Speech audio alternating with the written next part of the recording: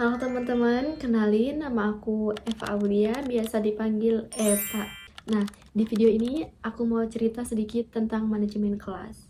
Jadi gini, di kelas itu sering banget ada siswa yang ngobrol ketika guru lagi menjelaskan materi. Nah, kelihatannya sederhana, tapi sebenarnya itu bukan cuma soal siswanya aja, tapi juga dari guru mengelola kelas. Kadang kalau ada siswa yang ngobrol ketika guru menjelaskan, itu langsung dikasih hukuman dengan cara berdiri di depan kelas.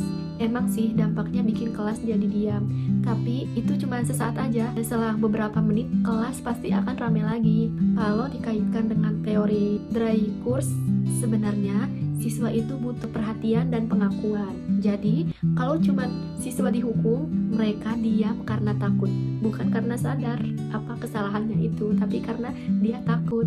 Jadi, intinya apa? Disiplin positif itu lebih efektif dibandingkan hukuman biasa dalam membentuk perilaku siswa. Contohnya nih, ada dua siswa di belakang yang bercanda terus dihukum. Nah, otomatis kan mereka diam.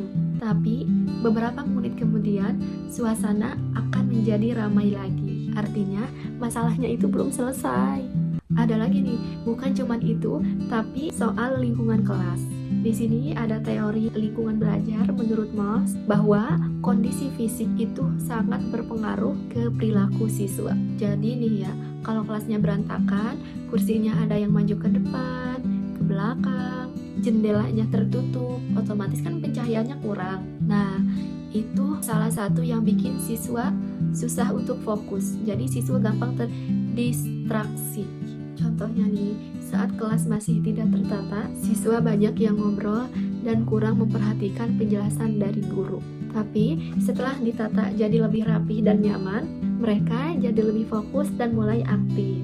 Nah, ada juga nih pendekatan pembelajaran yang digunakan oleh guru, yaitu pendekatan yang terlalu otoriter.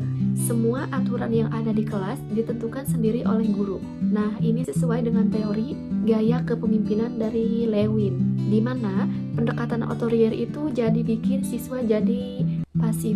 Contohnya ada aturan dari gurunya kayak saat di dalam kelas tidak boleh berbicara sama sekali. Soalnya dari awal perjanjian gurunya itu tidak boleh berbicara sama sekali. Padahal pendekatan yang paling cocok itu pendekatan demokratis. Dalam konsep pembelajaran, menurut teori Dewey, siswa itu harusnya dilibatkan dalam proses pembelajaran, termasuk juga dalam membuat peraturan di dalam kelas. Menurut aku pribadi, pendekatan demokratis ini yang paling cocok untuk siswa SD. Misalnya, guru ngajak bikin aturan bareng, bikin diskusi kelompok, hasilnya apa? Hasilnya, kelas jadi lebih hidup, berani menyampaikan pendapatnya, berani bertanya ketika dia belum paham, dan kalau ada yang melanggar, diingatkan sesuai kesepakatan. Jadi terasa lebih nyaman. Dan tidak hanya itu, tapi pembelajaran di dalam kelas juga. Jadi kesimpulannya itu, manajemen kelas bukan hanya mengatur siswa, tapi gimana caranya menciptakan suasana yang bikin mereka mau belajar dan terlibat dalam proses pembelajaran di dalam kelas.